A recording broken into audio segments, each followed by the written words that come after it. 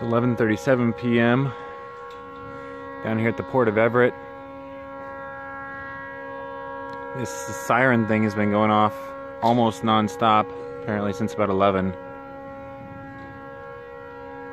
Did briefly stop a minute ago and it started right back up.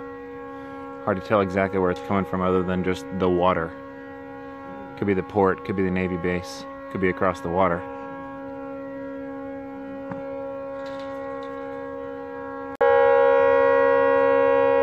Now it's 11:42, down a little closer to the port. Sounds a lot louder down here. Definitely sounds like it's coming from the port. I'm here on a little dead-end part of Federal Avenue, facing the port. And it's still blaring, hasn't stopped.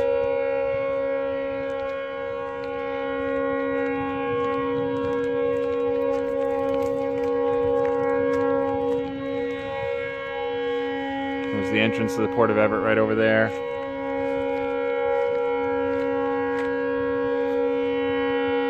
Definitely sounds like it's coming from the port.